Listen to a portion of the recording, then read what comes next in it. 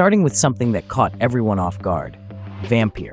This action RPG throws you into 1918 London as Dr. Jonathan Reed, a newly turned vampire caught between saving lives and feeding on them. The genius lies in its moral complexity. Every citizen you encounter has a detailed backstory, relationships, and secrets to uncover through investigation. Here's where it gets interesting. You can feed on any of these people for massive XP gains, but doing so affects the entire district's health and story outcomes. Skip the feeding, and combat becomes genuinely challenging since you're missing those power boosts. Each playthrough becomes a completely different moral experiment. The investigation system alone keeps you coming back. There are so many character threads to follow, secrets to uncover, and district storylines that change based on who lives or dies. London itself feels alive, reactive to your choices in ways that most games still haven't matched.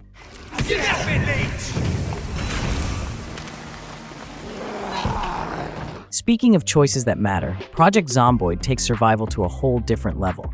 This isometric zombie survival game looks simple. Retro graphics, basic mechanics, but don't let that fool you. The depth here is staggering. Every run starts the same way. You're alone in Knox County, Kentucky, and the zombie apocalypse just began. But how long you survive, how you die, and the stories you create along the way are completely unique every time. The game's tagline is literally, "How will you die?" Because death is inevitable. It's just a matter of when and how. The beauty is in the details.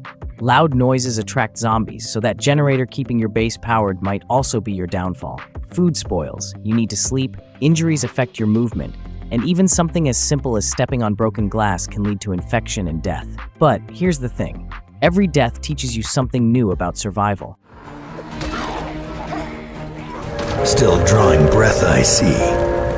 Grim Dawn deserves serious recognition as one of the most replayable ARPGs ever made. Developed by some of the original Titan Quest team, this isn't just another Diablo clone, it's something special. The dual-class system is the real hook. You pick one mastery at the start, but can combine it with any other mastery later on.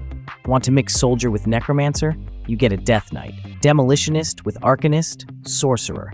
There are 36 possible combinations, and each one plays dramatically differently. But the real depth comes from the itemization and skill modifiers. Certain items can completely transform how your abilities work. The devotion system adds another layer, letting you customize your character with constellation-based bonuses that can fundamentally change your playstyle. Multiple difficulty levels mean your character keeps evolving well into endgame. After hundreds of hours, you'll still find new build combinations that surprise you. I hope we find them soon. Monster Hunter Wilds represents everything this franchise has learned over 2 decades of evolution. If you've never experienced the satisfaction of finally taking down a monster that's been giving you trouble for hours, you're missing something special. Wilds introduces dynamic ecosystems where monsters interact with each other and the environment in realistic ways. Weather affects behavior. Monsters migrate based on food sources, and the living world creates unpredictable encounters. Every monster has unique attack patterns, weak points, and environmental interactions. Learning these patterns is like solving a complex puzzle that fights back. The weapon variety keeps things fresh across hundreds of hours. Mastering one weapon type is a journey in itself. The difference between a new hunter and a veteran with the same weapon is night and day. Combine that with the social aspect of hunting with friends, and you have a recipe for endless entertainment.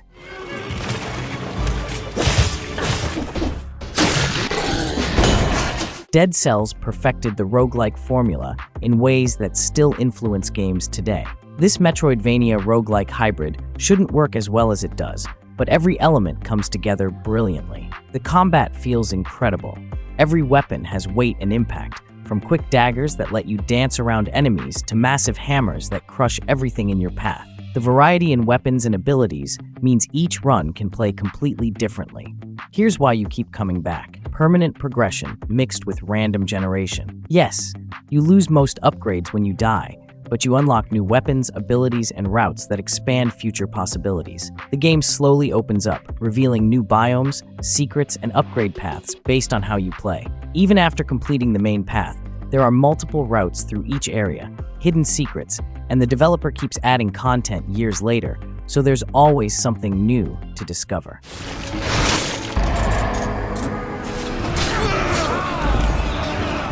Taking a complete tonal shift, Assassin's Creed Odyssey transformed the franchise into a full RPG, and the results are massive in every sense. Ancient Greece is gorgeously realized, packed with hundreds of hours of content that somehow manages to stay engaging. Playing as either Cassandra or Alexios, dialogue choices affect relationships, story outcomes, and even which characters survive to the end. Multiple romance options, faction conflicts, and family drama create deeply personal stories that change based on your decisions. The RPG systems run deep.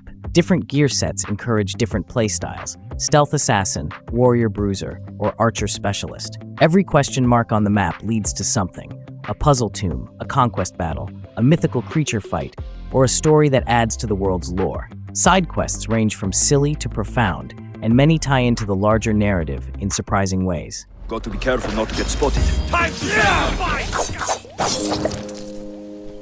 While Odyssey offers a curated ancient world, Starbound gives you infinite procedurally generated universes to explore. This 2D sandbox space exploration game takes the Terraria formula and launches it into the cosmos, creating something uniquely addictive. Each planet has unique biomes, weather patterns, creatures, and resources. Some worlds are lush forests perfect for building.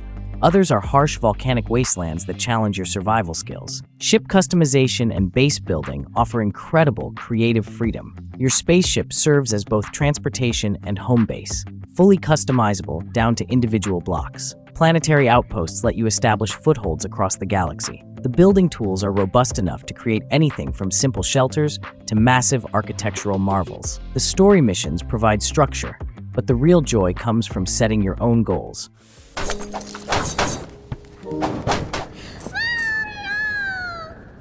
Super Mario Odyssey redefined what a 3D Mario game could be. Nintendo's attention to detail and gameplay refinement is on full display here, creating a platformer that works for everyone while offering incredible depth for those who seek it. Throwing Cappy to possess enemies, objects, and environmental elements creates puzzle solutions and movement options that feel fresh throughout the entire adventure. Each kingdom contains hundreds of moons, hidden in clever ways, some obvious, others requiring genuine detective work. The post-game content essentially doubles the game's size, with new challenges and hidden moon locations that test your platforming skills to the limit. Each kingdom feels like complete mini-adventure, with unique mechanics, visual themes, and gameplay challenges. The Metro Kingdom plays completely differently from the Seaside Kingdom, which has nothing in common with the Moon Kingdom. This variety ensures that replaying different sections always feels fresh.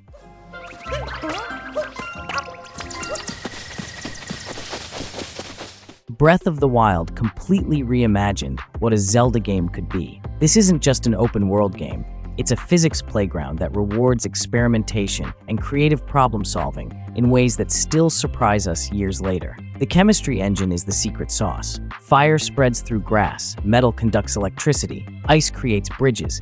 These aren't scripted interactions, but actual physical properties you can manipulate. Exploration feels genuinely rewarding because every landmark hides something interesting. Those distant towers and shrines aren't just map markers, they're puzzles, challenges, and stories waiting to be discovered. The minimal guidance means you're constantly making your own discoveries rather than following waypoints. Weapon durability forces you to constantly adapt your combat strategy.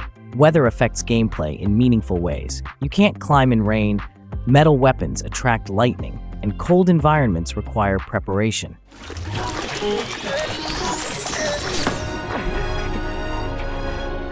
Final Fantasy XV might have had a troubled development, but the final product offers something unique in the JRPG space. The road trip across Eos with Noctis and his friends creates a different kind of replay value. The real-time combat system rewards mastery and experimentation. Each weapon type handles differently. Magic crafting lets you create devastating spells, and the warp strike mechanics add a dynamic element to battles. The open areas encourage exploration with hidden dungeons, secret weapons, and side quests that flesh out the world's lore. The DLC episodes add substantial content that recontextualizes the main story. Playing through Gladio's, Prompto's, and Ignis's episodes after completing the main game provides new perspectives on familiar events. The Royal Edition content and continued updates have transformed this into a much more complete experience than what launched in 2016.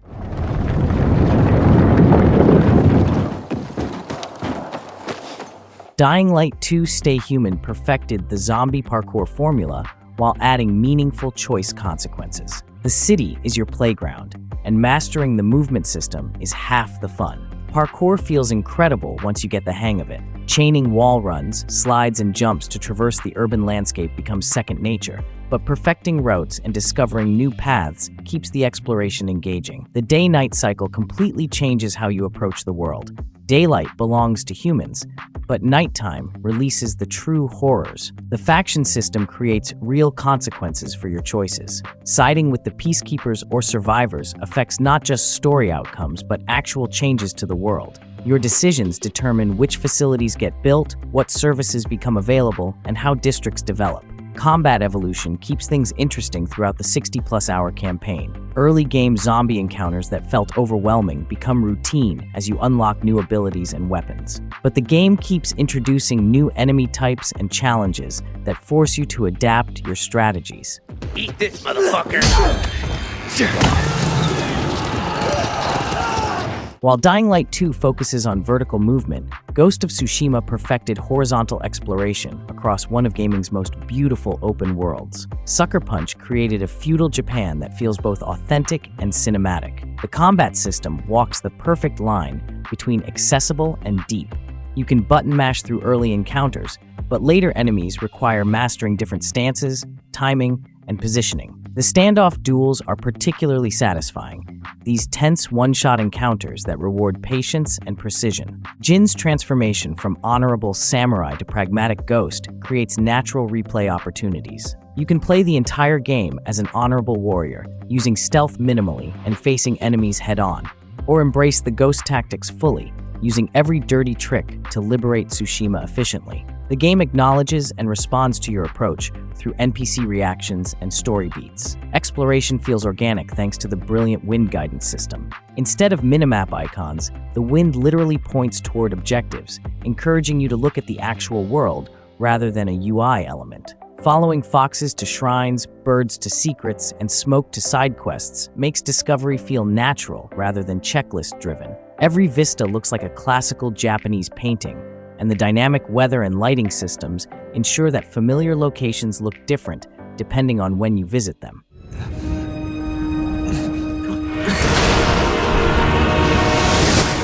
And speaking of worlds that reward exploration, Elden Ring represents From Software's masterpiece, combining their legendary challenging combat with genuine open-world freedom. The Lands Between offers countless paths to victory and failure.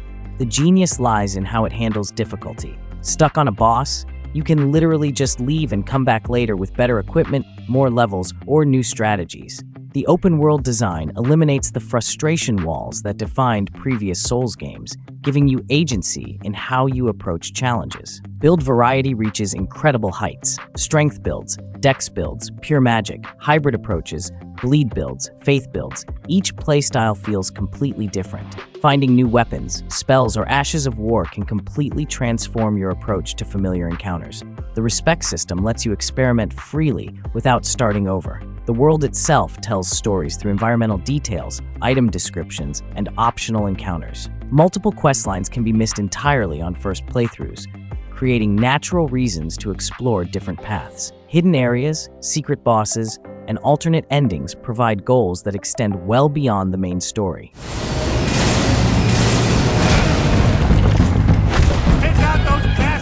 RDR2 created the most detailed and immersive world ever put in a video game. Rockstar's obsession with authenticity pays off in a world that feels genuinely alive. The camp system creates emotional investment in your gang members. These aren't just quest givers, they're characters with their own stories, relationships, and daily routines. Arthur's character development depends heavily on how you play him. High Honor Arthur becomes a different person than Low Honor Arthur, with different cutscenes, dialogue, and even different endings. The morality system isn't just good-evil points. It's reflected in how people react to you, what opportunities become available, and how Arthur sees himself. The world rewards slow, methodical exploration. Rushing through missions means missing countless details, random encounters, environmental storytelling, wildlife behavior, and hidden secrets. The game is designed for players who want to exist in this world rather than just complete objectives. We're on the boat to Italy! Let's go!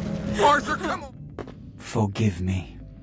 Speaking of complex character development, The Masquerade Bloodlines remains the gold standard for RPG player agency nearly 20 years after release. Despite its technical flaws, this game created vampire role-playing that no successor has matched. Clan selection fundamentally changes how you experience the game. Playing as a Bruja means solving problems with violence and intimidation. Ventrue characters manipulate through social dominance and mind control. Nosferatu must avoid humans entirely, using sewers and stealth to navigate. Malkavians experience the world through the lens of prophetic madness, with unique dialogue options that seem insane but often prove prophetic. Los Angeles serves as a character itself, with each district offering different vampire politics, mortal concerns, and supernatural threats. The dialogue system accommodates multiple approaches to every situation: seduce, intimidate, persuade, or use supernatural powers to achieve your goals.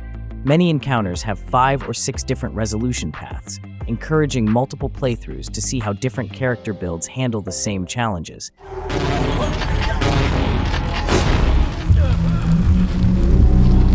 Death Stranding proved that walking simulators could be addictive when designed with enough depth and purpose. Kojima's meditation on connection and isolation created something uniquely replayable. The traversal mechanics are deeper than they initially appear. Learning to balance cargo, plan routes, and use tools efficiently transforms what seems like simple delivery missions into complex logistical puzzles. Different terrain requires different approaches, and weather adds unpredictable challenges that force adaptation. The social strand system creates asynchronous cooperation that feels revolutionary. Other players leave helpful structures, signs, and equipment that appear in your world. Death Stranding 2 expands these concepts with new traversal options, environmental challenges, and social mechanics. The world feels more alive and dangerous, but also more connected. The story continues Sam's journey while introducing new characters and mysteries that recontextualize the first game's events. The meditative quality of long delivery runs creates a unique gaming experience. This isn't about constant action, it's about finding zen in methodical preparation and execution. The soundtrack perfectly complements these moments, creating emotional peaks that coincide with reaching your destination. It was a misunderstanding. She fucked a brick in my bed. GTA 5 remains the benchmark for open-world sandbox gameplay a decade after release. Los Santos continues to be one of gaming's most detailed and reactive playgrounds. The 3-character system keeps the story fresh by offering different perspectives on the same events. Michael's midlife crisis, Franklin's ambition, and Trevor's complete chaos create distinct gameplay approaches. Switching between characters during missions adds cinematic flair and tactical options. But it's the world itself that provides endless entertainment. Every street corner has potential for emergent gameplay, police chases, random encounters, hidden references, and opportunities for creative mayhem. The physics engine enables incredible moments of accidental comedy and intentional destruction. Modding community on PC has created incredible experiences. Realistic graphics overhauls, new vehicles, gameplay modifications, and total conversion mods that transform the game into completely different experiences. Yeah! Hot, come on! And finally, we reach Night City.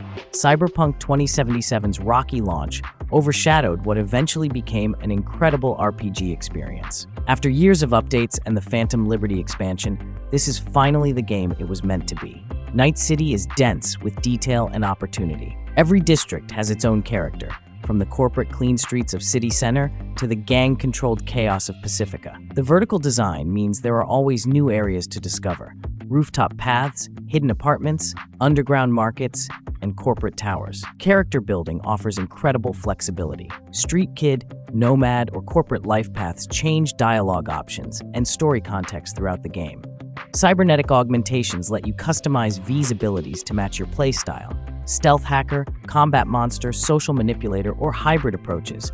The side quests rival the main story in quality and complexity. Characters like Panem, Judy, and River have complete story arcs that feel as important as V's main journey. These relationships and their outcomes change based on your choices, creating different emotional experiences across playthroughs. These 18 games represent hundreds, maybe thousands of hours of potential gameplay. Which of these have completely consumed your free time? Are there any games you think deserve a spot on this list?